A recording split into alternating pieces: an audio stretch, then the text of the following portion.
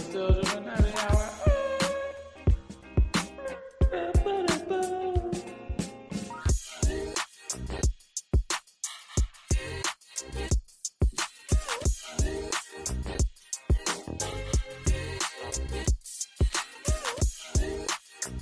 Welcome to episode 179 of the Still Drippin' Happy Hour. This is your host, Mason. On the move tonight, we got Cowboy Coop. Yeehaw, buddy. What's up? Oh, don't want that to replay. All right, we're What's a little up, dude? frantic tonight, but we got it. I'm new background. I'm in my son's playroom right now, so we're roughing it, I guess. But how you been? That's sick. Dude, I'm good. This is I think I was on maybe in 2023, maybe winter 2023. Winter 2023, right. If you know what I'm saying, like a colorway. Now we're spring, summer 24. I'm not a YouTube watcher of the podcast. I'm a podcast listener. And so love it. As the intro was playing, I'm just smiling because I also listen to the podcast at 2.5 speed. Ooh, you're quick. That's fast. Like, do. And so it was so funny, like listening to him, like, oh, so this is what it normally sounds like. Yeah. That is funny. But yeah, dude, I'm stoked to be here.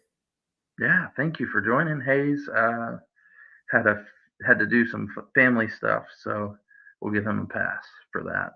We've all been, I think all four members of the original podcast have been in the hospital for their immediate family or themselves in the past month. So we're on a terrible streak here, but July is over, so hopefully we're out of that phase at this moment now. I feel that. We called in the top dog.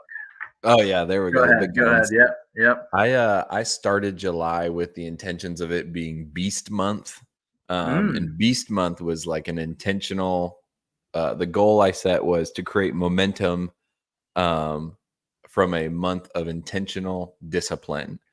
And I did create some momentum in certain areas of my life because of my discipline, but it also felt like the worst month ever.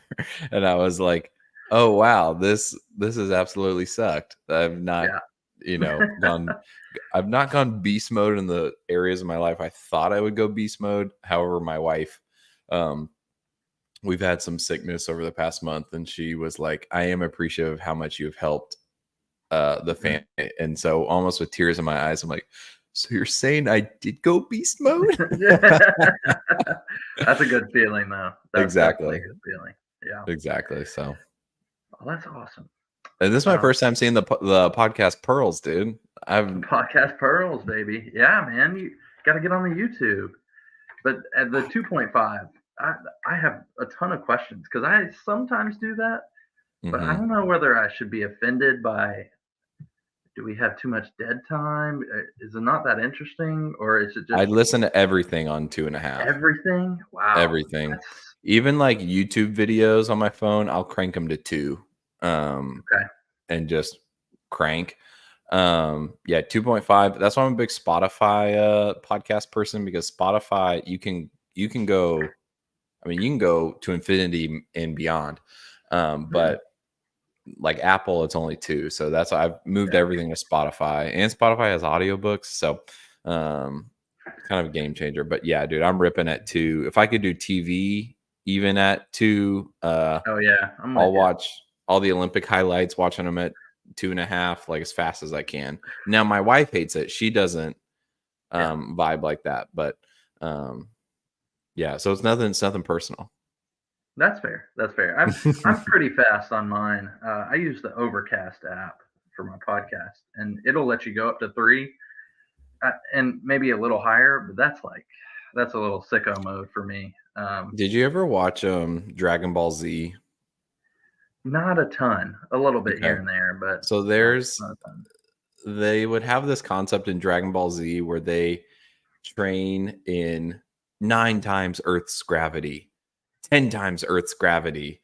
And it was like this concept, or you're a baseball guy, like, when you're swinging on deck with the donut, and the bat's heavier. And then when you get to the plate, that's how it is. If you can like get through a podcast at 2.5, when you go down to 2, you're like, oh, this is easy.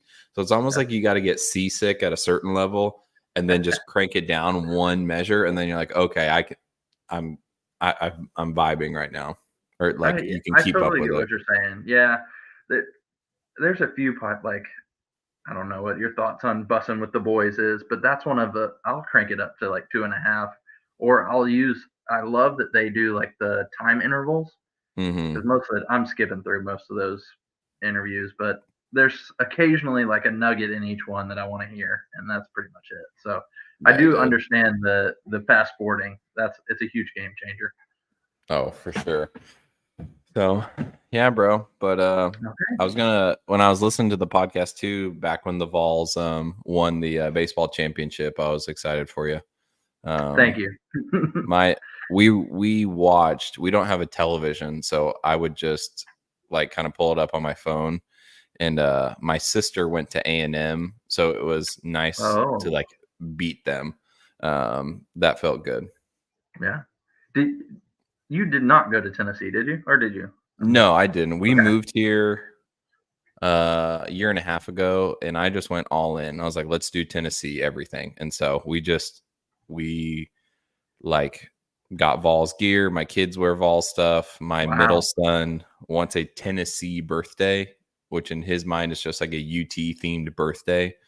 So just like orange and white, go to like alumni hall, get him like Oh, a yeah. Tennessee thing. That's just what he wants, is Tennessee top to bottom. So When's we're his all about birthday? it. Next month. Okay. Well, hey, text me because I think I might have a smoky like mascot head for you to Oh, borrow. that's awesome. He My would go my nuts, dude. brother-in-law has one of those, and so if you want to borrow it for the party, I'm That'd be perfect. sure we He'd could go get that nuts. to you. He'd go nuts. We're pregnant with our fourth child right now, and the like baby nickname, that you call the baby before you've done the Mhm. press release of their real name. Yeah, We call it Baby Smokey. So Baby Smokey, that's how entrenched in it we are. solid. All right, ours was Connor Catboy because Catboy is a cartoon character, and so we had thrown out Connor at one point, and so Elliot decided Connor Catboy was That's his perfect. name, That's and perfect. not his name at all, but to him, whatever works, whatever Connor gets you Catboy, excited. baby. Dude, I love that. Well, I'm CC. I'm Carson Cooper. So Mm, anything that's double there C's, you I'm go. about it. All right. Let's see. I want to see what we have up first. I want to surprise you too much. Well, we'll just jump inside Let's the just box and see let's what's just there. get What's inside the box? That's my shoe in the box. All right. That's not what we wanted. First up, upcoming releases for Ooh, this okay. month. These are all this month. Got some heat coming, I think. I don't know what the rest of the podcast peeps would say, but Olympic Sixes come out 2 days from now on the 3rd. We got the Fear of God Adidas stuff coming out. The is it Nigel Sylvester? Yeah, he did the fours. Mm-hmm. Those are coming out later in August. The black Hmm. or the gray colorway is first, then the green colorway is a few days after that one. Air Max 180s, the Andre Agassi's that I think Hayes is still planning on going for, but I'm not entirely sure. He's a flip flopper sometimes. Mm-hmm. And then the Ama Minier threes. So anything that catches your eye, are you going for anything in the upcoming month? That's what I figured. Oh, no, but I will, if we can Google and screen share, I will tell you one shoe that does interest me. Of this selection, I do like the Olympic sixes. Those are cool. Those are in that, like, obviously they're like a shoe that probably came out in the 90s, but I feel like they have a nice like 2000s like cultural relevance. Yeah. Um, and so those are really sick. I really like these Fear of Gods. The all the like hints of past Jerry Lorenzo, like the Fear of God. Hmm. It's not like a Vans or Nike, but his shoe, it has that same sole, or like midsole. It's like it's almost tapered from the back, that like cream and chunky when you Hmm. look at any of their shoes. So I like that. It's pretty cool. Obviously, then too, the collar and stuff looks similar to the what's the Fear of God Air Raids or the Dual Strike Yeah. or the ones with the 2 straps. The straps, yeah. The air raid, yeah. Yes, those are sick. The Nigel Sylvester ones are interesting. I grew up, and this will be segue to the shoe we look up. I grew up while you were playing baseball, football, basketball, you and Hayes. I was doing the same thing, but with skateboarding. So I grew up a skater. Yeah. I grew up a skater, and then by proxy, BMX, rollerblades, just anything like that, surfing. So Nigel Sylvester is a really talented BMX rider, and so he had his Jordan 1s from maybe that's 2016, 17, 18. 17, 18, yeah. Yeah. It's kind of off-white ones. I thought this shoe was like golly,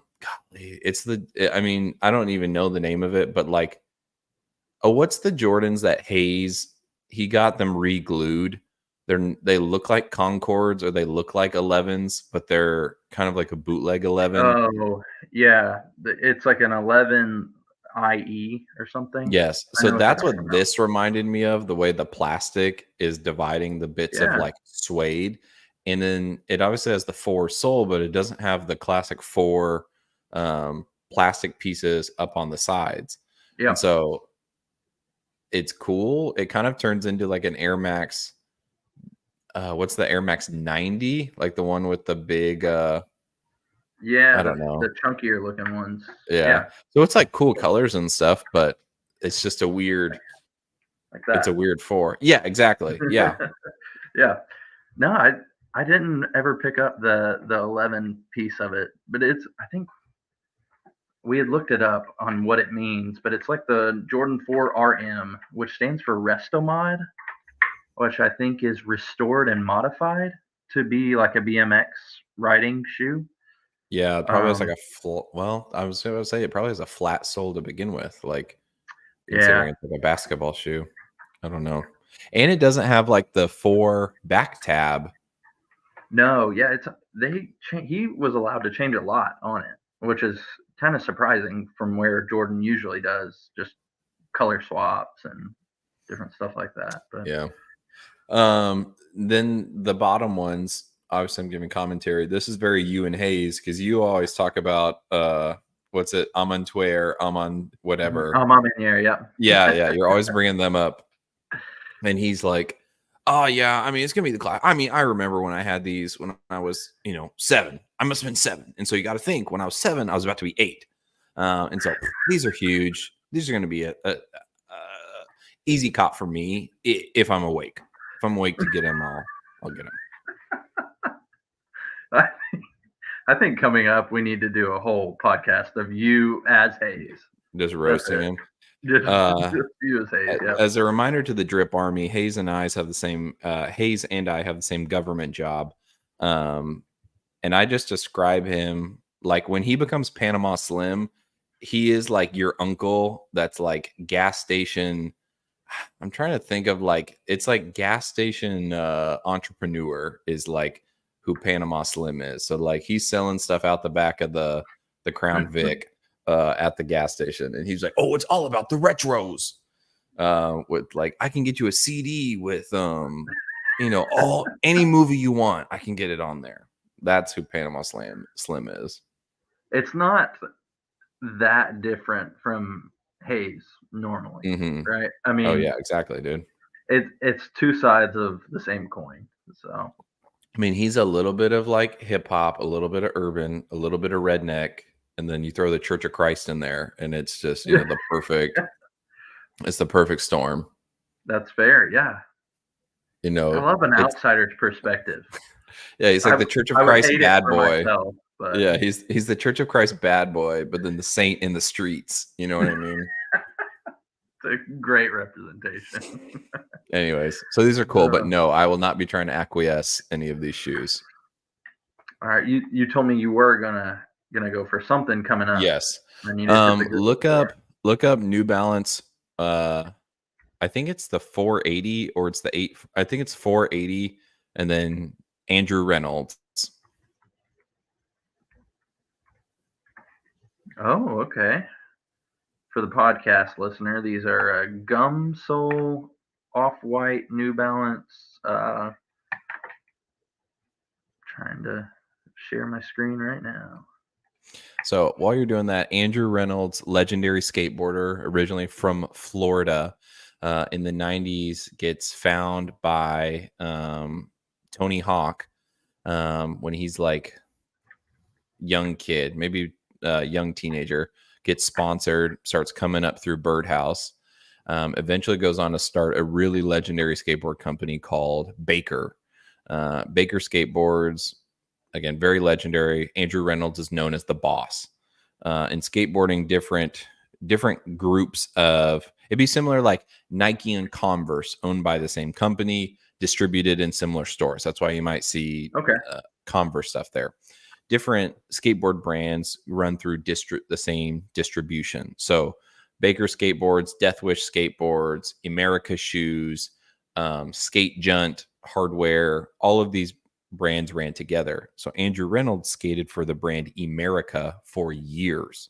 Leaves Emerica, skates for Vans for 2 years. And this would be like, who's like the equivalent? I mean, it'd be like Michael Jordan saying like, I'm going to leave Nike and now I'm going to go to a competitor and I have this legacy and this history. Now I'm going to go to a competitor. And then make a 180 skateboard pun and go to this New Balance, which the New Balance, the Nikes, the Adidas always get their critique of coming from outside skateboarding. But Andrew Reynolds decided, hey, I'm getting older. I want to skate for longer.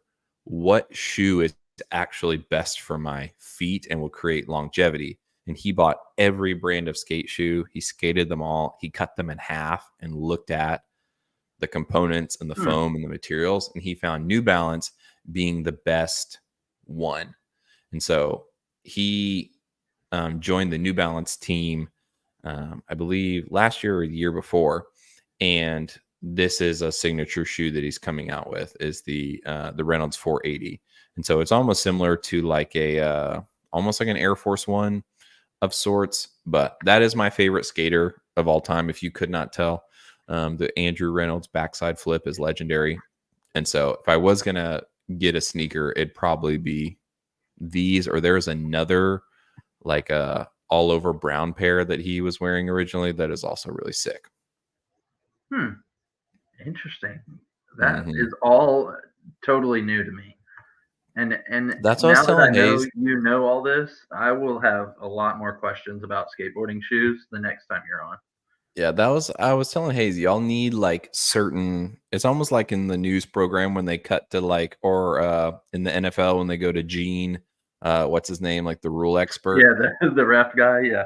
Y'all need like somebody that, because y'all don't know SB. Y'all don't know skate shoes. No. You don't know that. And with how big those are when y'all are talking about SB, sometimes, you know, I don't mean to check you, but you know, you don't know what you're talking about.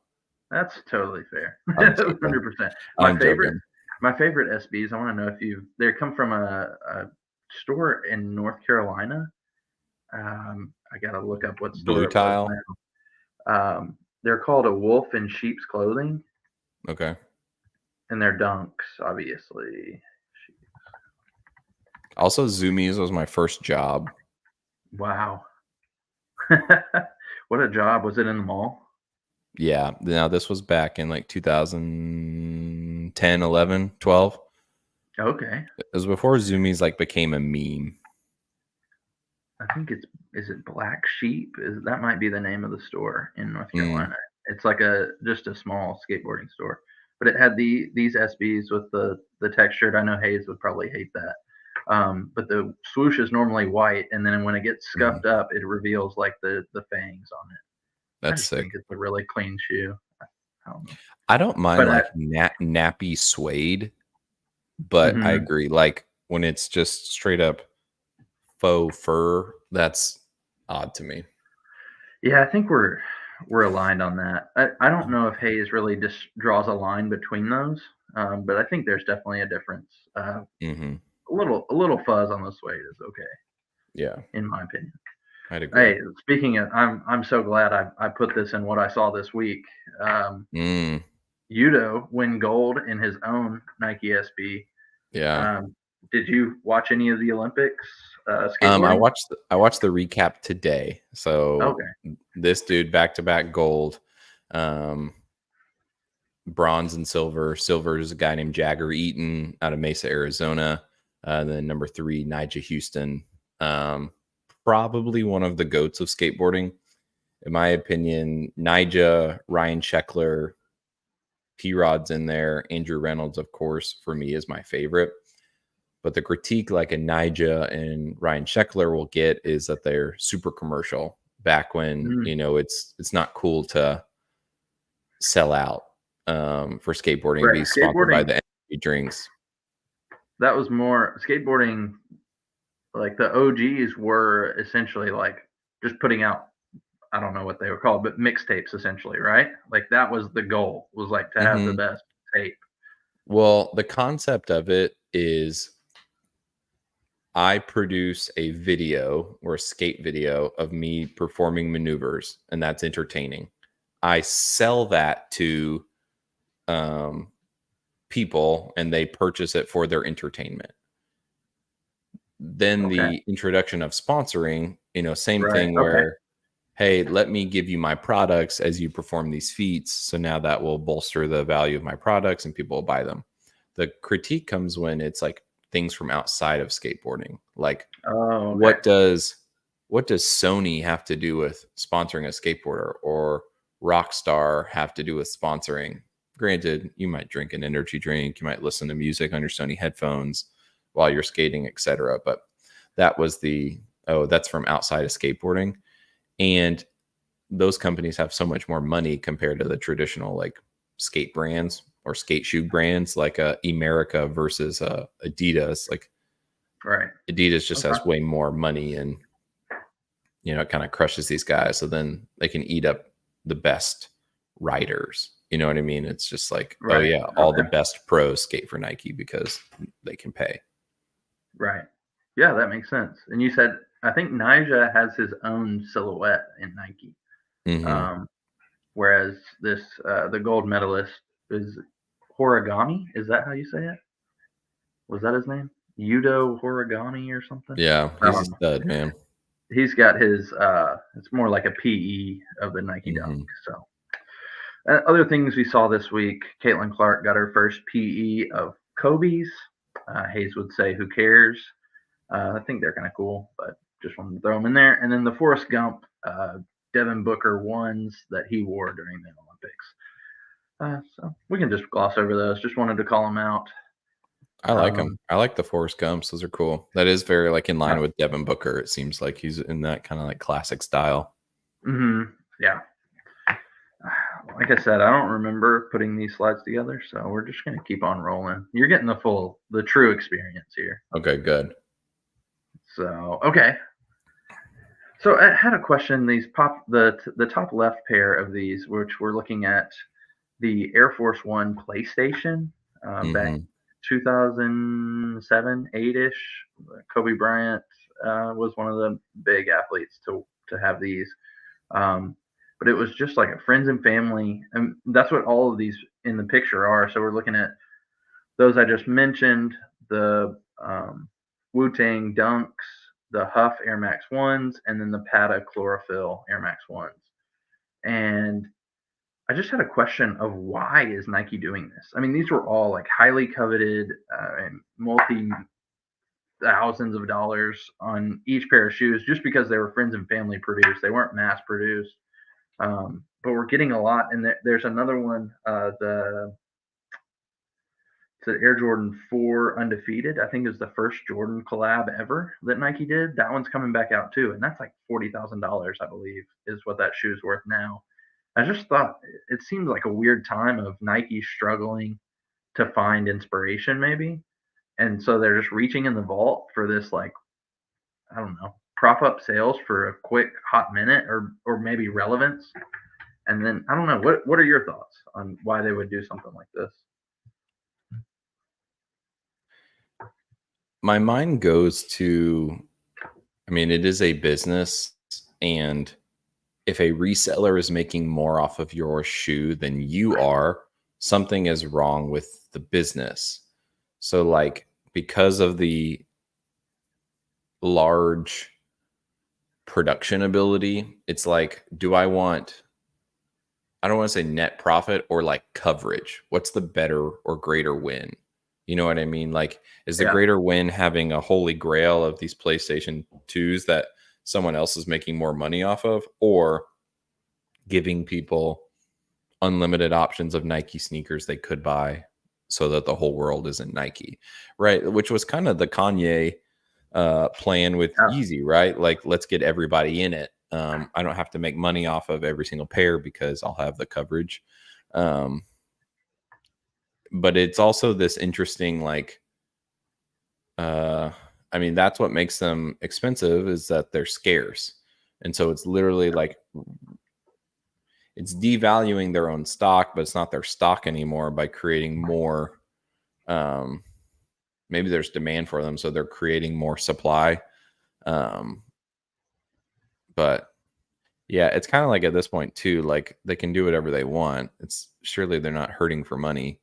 But yeah, I have no clue. Yeah,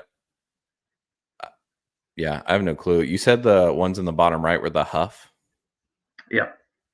Yeah, it was like Those- a Huff Air Max 1. I think all we saw I think they came out in 2004, but they were only like samples. I don't think they were ever released. My initial, like, I don't know if the connection's there, but the brand Huff is from a guy named Keith Huffnagel, who is a pro skater and had a shop in San Francisco for several years. He passed away, I don't know, in the 2010s or so with like a brain cancer or something. But Keith Huffnagel, legendary skateboarder, brand Huff, that came from his like his shop and what they did. But they also made shoes, so I don't know if that's same Huff or related. But yeah, okay. It is the same one. Yeah, don't know the crossover between for the Air Max 1. I know we've seen other Huff Dunks that had the Huff on the back, and I think we had some ones that had a skyline on it, maybe San Francisco. I'm not entirely sure, but yeah, these came out this year in 3 different colorways. So you had like the Giants orange colorway, these, and a pink colorway too. Nice. Yeah, I mean, to answer your question, why is Nike re-releasing grails from the vault? Who the heck knows? But there's also no rules, and so and everything too is like, what's more valuable, the shoes or the attention? Yeah, no, that is very fair. To me, the bottom 2, it makes sense. I mean, it's 2 Air Max 1s that are fairly standard colorways. The other 2 on the top, the PlayStation Air Force 1s, that seems like a highly coveted shoe because it is just like, why did they do that? Like, there's no PlayStation. Like, why would PlayStation need a shoe? And so to me, it fits being like a grail. Like, it should be worth something. I just don't see the public. If this shoe is highly available, why would you buy it? I don't think it looks good. I think people are only buying it because it's coveted in limited. But when supply. there's more, it won't be coveted. Yeah, I just don't. I don't see it. I don't know. Maybe I'm wrong, and that's probably what's going to be happening. But the same with the Wu-Tang. There's lots of gamers out there, bro. So yeah, they may gobble that sucker up. No, you're right. You're right. I like I said, I could be totally wrong. Is there any like old grails that you would love to see them re-release? Something that's like unattainable at the moment, but I have no. It's also like, what is sacred anymore? Nothing. So it's like, for all I know, they have re-released it. Or to your point, it's like, oh yeah, they did this general release shoe that looks exactly like the or what was it with the you called out the undefeated 4s. Then they had the like undefeated 8s that were just the same, like it was the same colors. And I think there was like a technical undefeated 8. So it's just like, what is sacred? You know what I mean? Like, how close of dunk can you get to this, and put your own Sharpie Wu-Tang on there if you care about it. But Yeah, who I heard knows?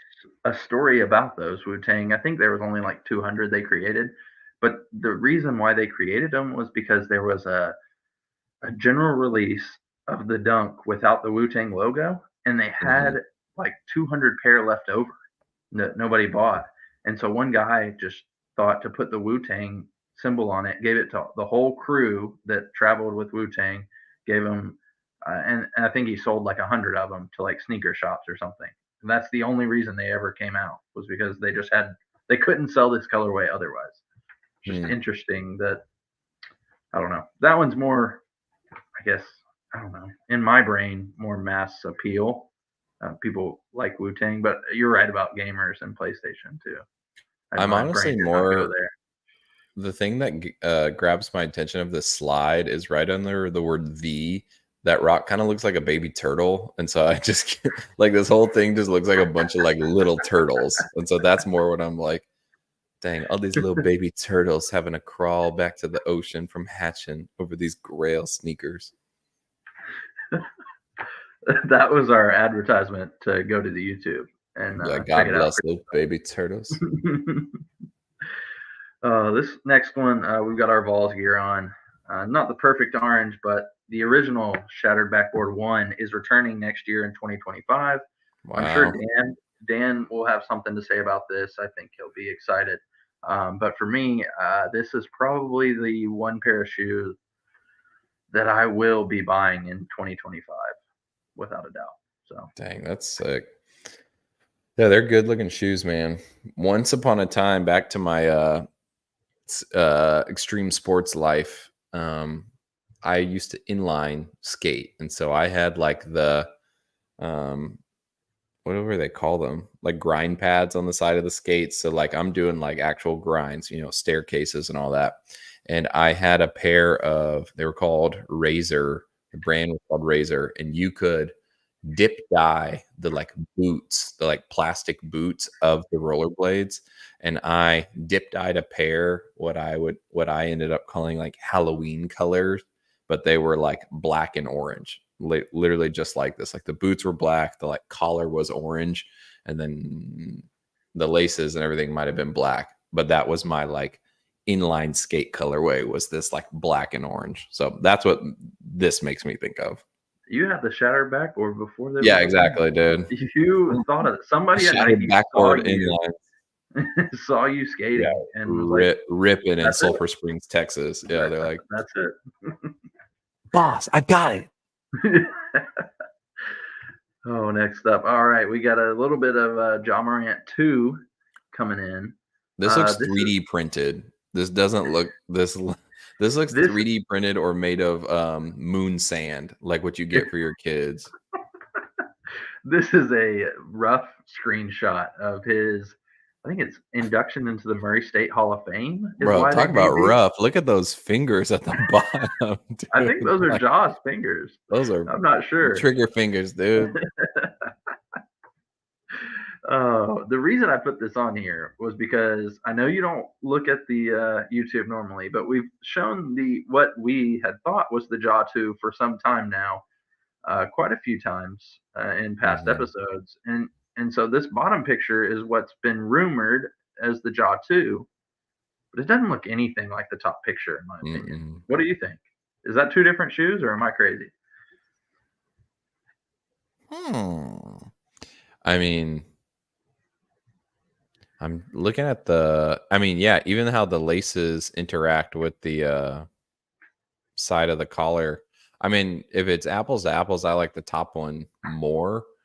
Um, it's also like, I hate to say it, guys, but it's like these shoes get produced. Like the bottom one looks like just some factory worker, like here's the leak of it. But you got to realize, Yeah. like all these shoes, like that's where they started. Like they're all just some factory worker sweat, like with worthless materials. You know what I'm saying? And so it's like we all want to like, oh yeah, these are so high quality. And it's like, bruh, they were taken in some dusty, hot factory room with someone who like is barely scraping by, and they're like with this super sick phone photos on this weird break room. You know what I'm saying? Like you're the break Yeah. room getting snapped before they got put in your box. But more power to you.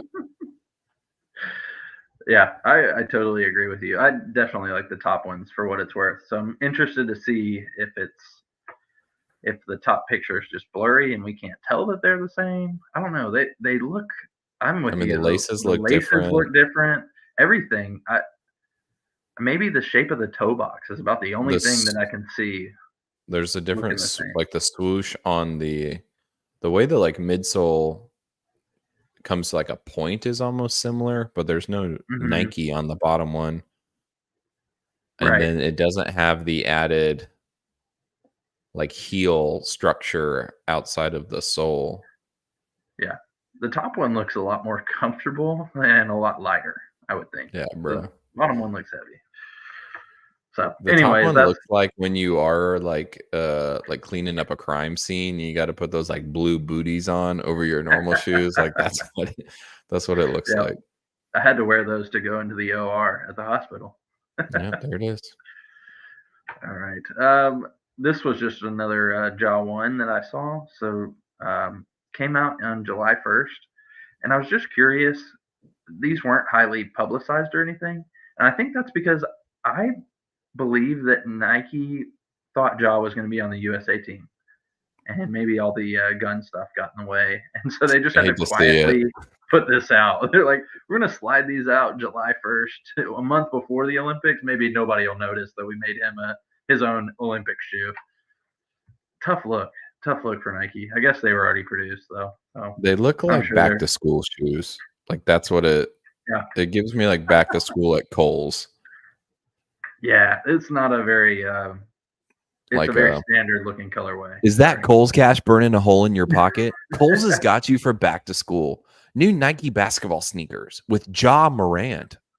Like that's what it looks like. It doesn't look anything special. Have you done ads like that before? That was pretty professional. You want to hear my classic ad I made up? Yeah. Ready? Labor Day? More like Flavor Day. New bold, fresh flavors are back at Chili's.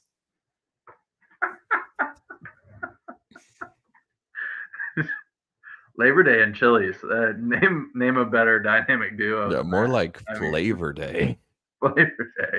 And the script would be like, new bold, fresh flavors are back at Chili's.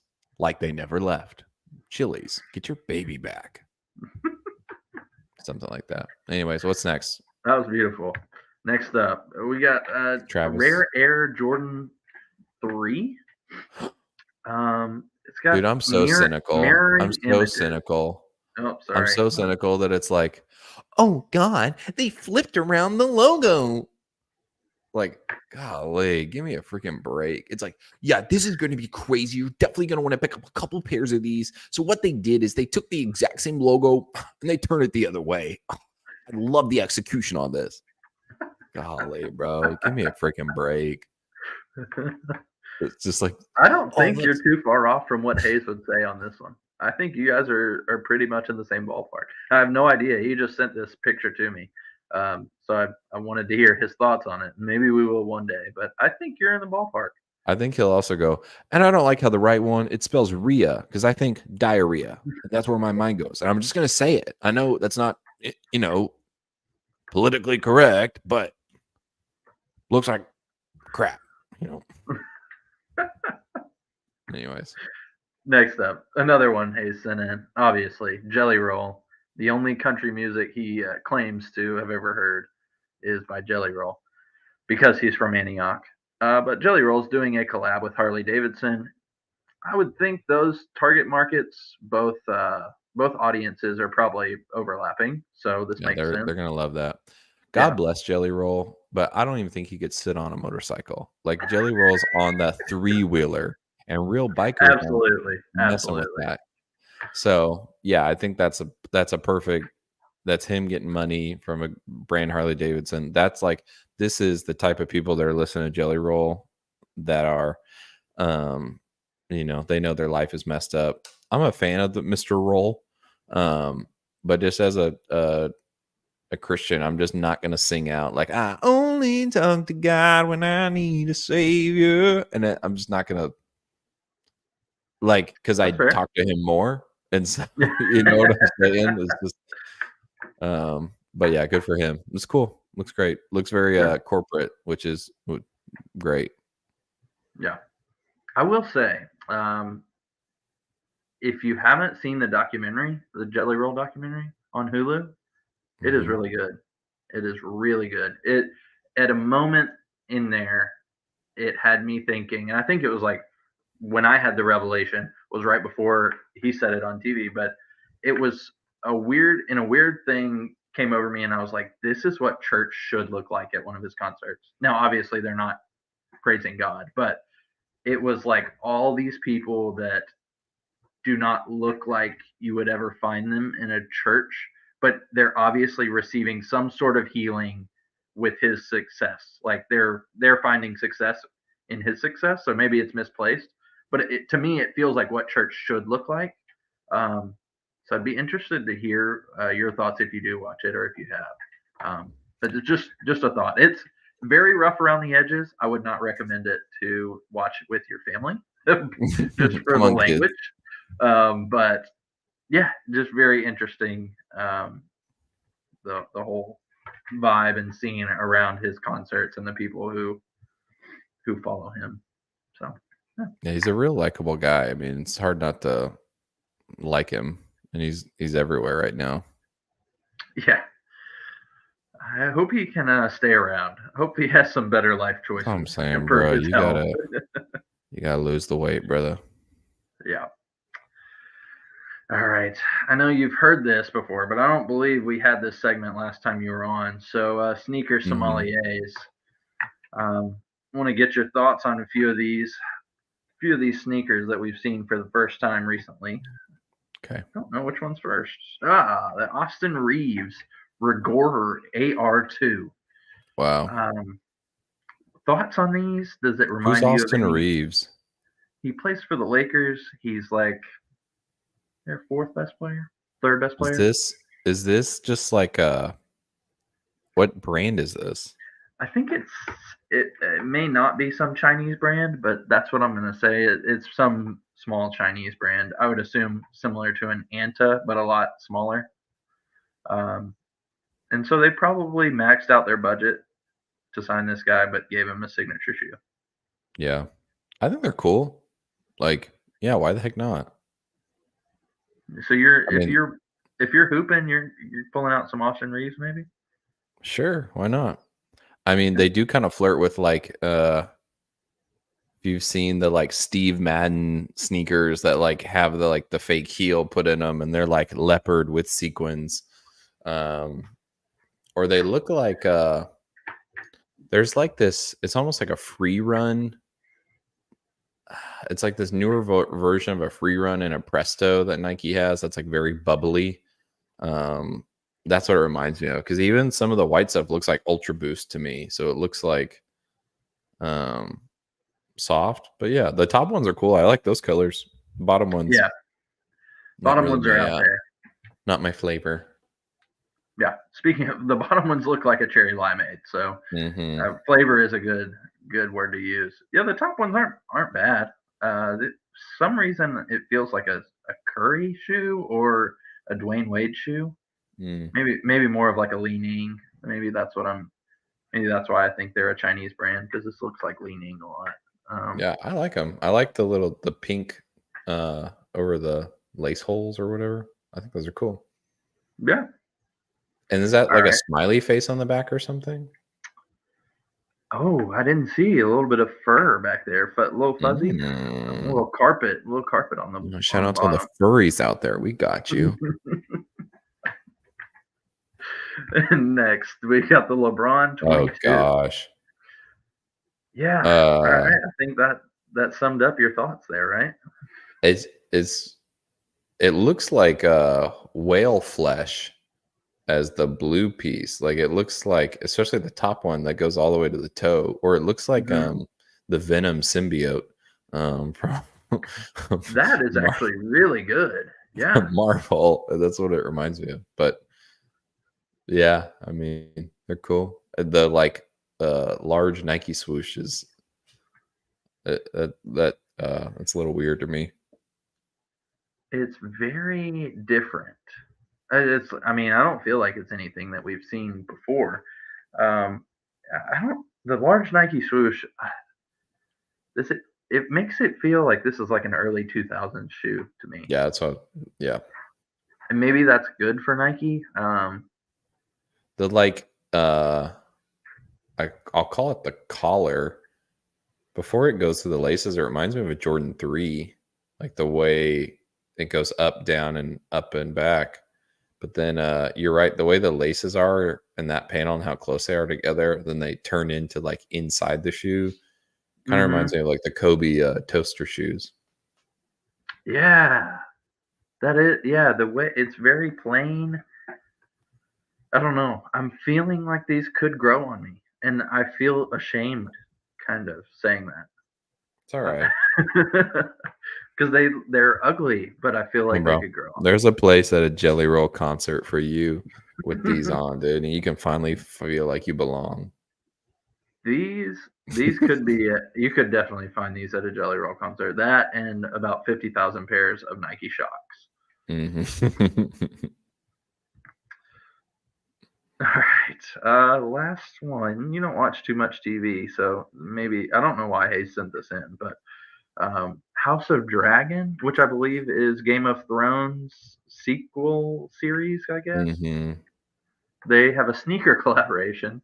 I bet you could try about 15 different sneaker brands and not guess what their collaboration or who their collaboration is with. I'll give you one guess though. You have one? Do I have any hints? It's an outdoors like hiking shoe. Merrill? That's correct. No idea how these overlap at all. I guess behind our little StreamYard logo, you can see there's a little medallion that comes on the laces of the shoe. You know who would love these? You know who would love these? Is your boy. Oh yeah, Landon. Yep, Landon. It's the Gorp Core. Yeah, absolutely. Landon, I don't know. I think one of these. I think you would like the teal ones for sure. Yeah, this is like Dick Sports does Solomon, and so it's Merrill, and then it's the Dick Sports that's inside the Nordstrom at the mall. These, yes, definitely a Nordstrom. That red one, that is like the silhouette of the red one. Yes, exactly. The silhouette of the red one sucks. Yeah. Yeah, the teal one looks like a Solomon. I don't know what's up with the gold one. The gold one's just like, I want to be a hype beast, but I want to go on a hike, which are two vastly more like a hike beast. Am I right? Talk about Beast Month. Yeah, absolutely. You need a pair of these.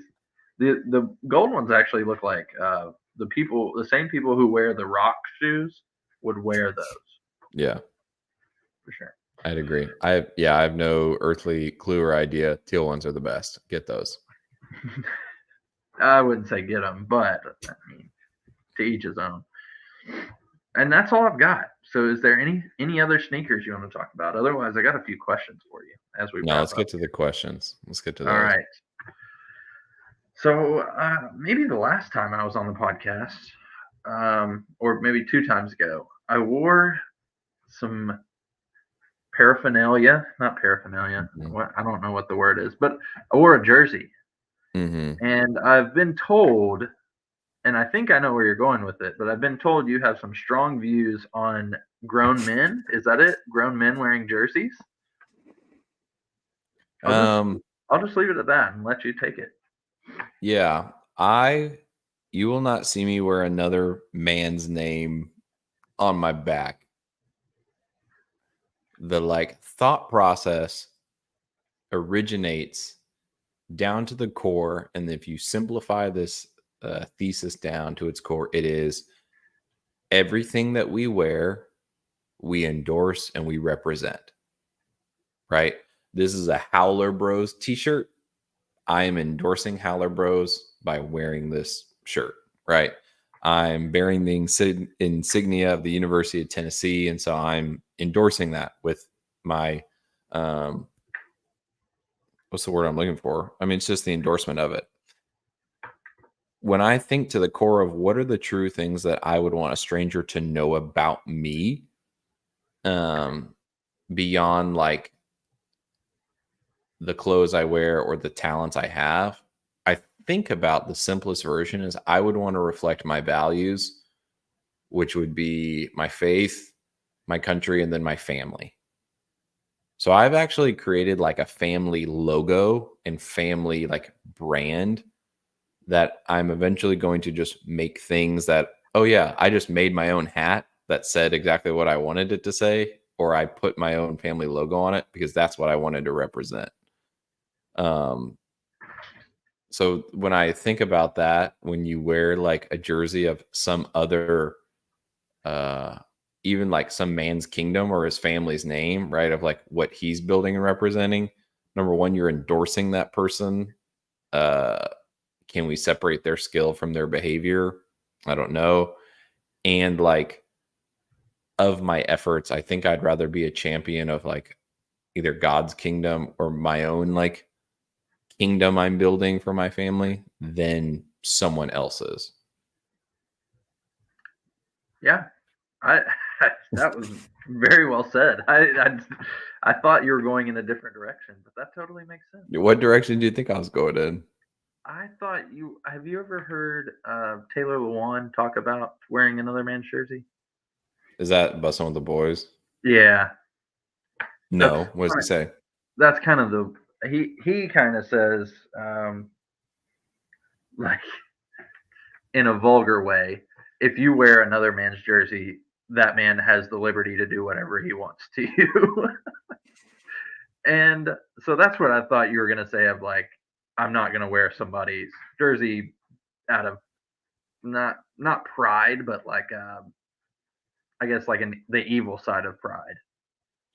I mean, I would say it's similarly aligned to that. I also candidly, this is me. I don't care that enough about a athlete. Now I just pulled up Andrew Reynolds' shoes, right? Like that is an athlete and a skater who I've enjoyed, and I like him as a skater, and I like his skill and his style inspires me. But however, that's also a classic thing that's been a problematic for me when purchasing like a skateboard deck is finding a company and brand that doesn't have antichrist sacrilegious party death graphics associated with it, because it's like I don't want to be a part of that, and that's my prerogative. So it's like I don't care about an athlete enough to buy a jersey. I think there's so many different examples where it's like Hayes and his dude Brandon Miller, right? He's a big fan of him because you're like cheering on this local person, which almost then becomes a reflection of your town, which almost then becomes a reflection of you. And so it's the jelly roll effect. Like if he wins, then we win. So it's like, okay, if I support this athlete, I'm going to purchase their gear and endorse them. But I think it goes down to like everything you do, you're endorsing like by servitude, by service of that thing. Like me being on here means I endorse you and Hayes, right? Because you're gonna go like put your name on something. So that's my take. Granted, when the take was formulated with Hayes at work, it was much more like, yeah, if you wear a jersey, you're a, you know, you're a something. And so he probably got the more colorful version, but at its core, that's like the opus of it. It's the Brandon Miller add to it is interesting to me because Brandon Miller, yes, he's from Antioch. I think that what you're saying is like too. Yes, he's from Antioch, but yes, he was involved in a shooting in Alabama. So can you endorse one without the other, right? Like, yeah, exactly. Kind of hard. I get what you're saying. There's two sides of like, are you endorsing their behavior if you're wearing their jersey? Does that? I guess some people don't care. Some people just like the jersey. That's kind of the boat that I'm in. I'm like, not that I don't care, because if somebody did something that I don't approve of, I'd probably just throw their jersey away. But at the same time, I enjoy wearing jerseys, and if that Well, it's associates all me with somebody, I don't it know. all comes from a sense of like unity, tribe, community, right? That's why before we started the podcast, like when we moved to Tennessee, I went all in Vols because that is the insignia, that is the visual that unites this community. When I wear this, now I've got kinship with someone who grew up here, right? And so now I've added to the tribe and I've let myself into the tribe. And so it's all an effort to find this tribe in safety and survival. However, I think we've abdicated the role of cultivating our own families. I'll call it brand and or legacy, that were just as easy to say like, oh, well, let me wear the mark of the Hornets and Brandon Miller before I let my kids know that I'm like thankful to be their dad and our family has values enough that we could personify it in like an image. Like, so for instance, when we wish I had a picture of it. Oh yeah, I actually do. Hold on. That video.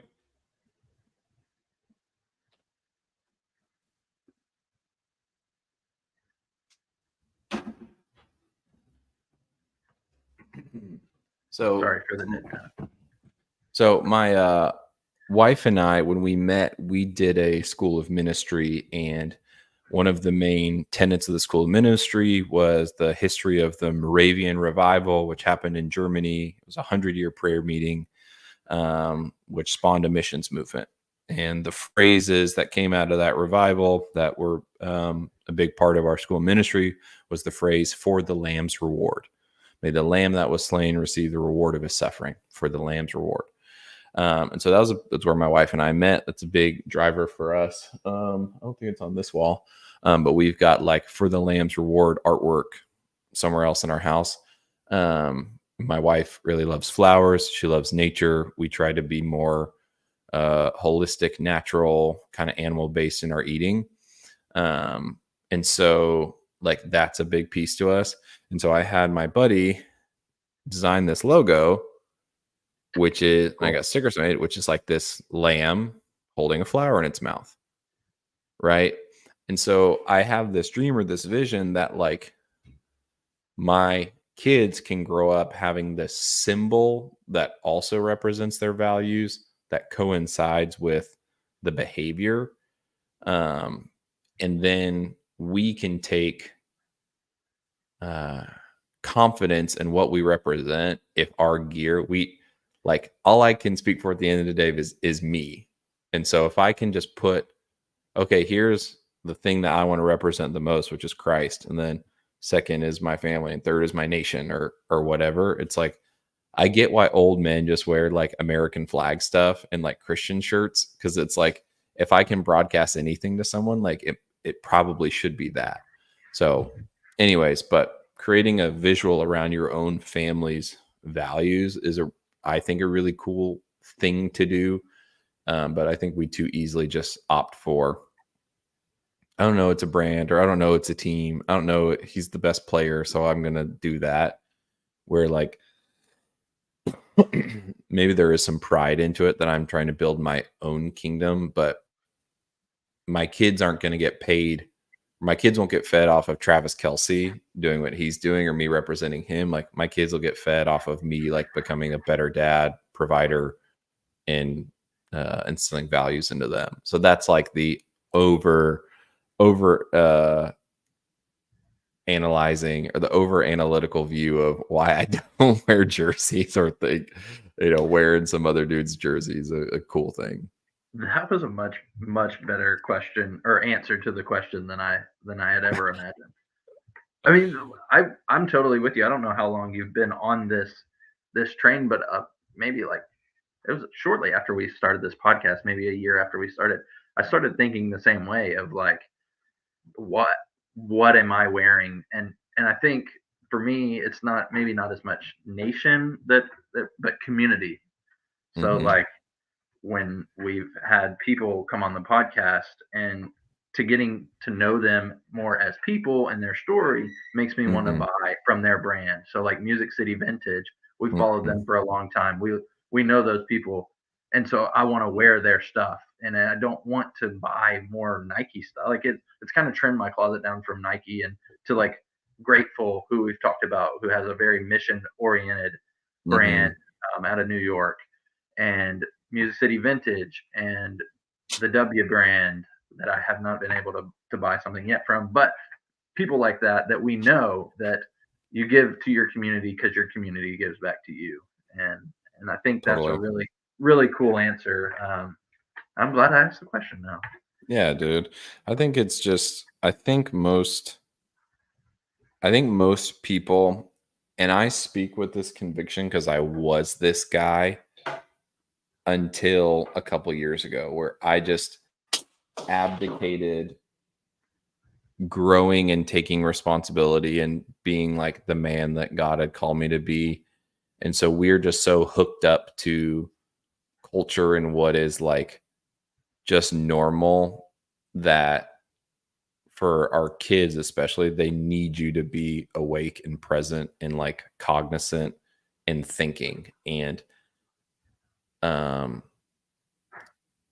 like your value. It's like, show me where, what's it, show me where your money is, and I'll show you where your values are. You know what I mean? Like, what are you supporting, and what are you, how are you first fruitsing your income? And do you even know your values? Like, do you even know what we care about as a family? Like, for us, my wife and I, sorry, I'm trying, my cord keeps falling, but we decided like the thing that we value most, that we want to devote money to, is health, generosity, and celebrations. So meaning, hey, we're not going to buy shoes, clothes, whatever. We're going to make sure you can go to the chiropractor. You can get all the supplements. We buy high quality food from grocery stores. But then too, we're able to be generous on top of our normal, just like church giving. Like, how else can we, dude, it's my dream that I'm going to be able, for my nieces and nephews, like do all their back to school clothes, and it's like, oh, Uncle Carson just sent us a couple $100 to buy all back to school clothes. Or like, next time I go get my oil change, I just give the guys like $100, and it's like, all right, guys, lunch on me today, like whole shop. And how do you front load your values into your budget so that you live from those values? Most people don't know what that is. They don't really know what they value at their core. And so they're just hooked up to the, I don't want to say the matrix, but they're just hooked up to like, oh yeah, well, I should just do this. I should get this thing and wear this, and the appointment viewing of sports or whatever, which is all good and fine. But I think it took me having a wake up call to realize what those values are, and then realize it takes the intention to like live from those values, rather than just saying stuff matters to me, but then acting opposite.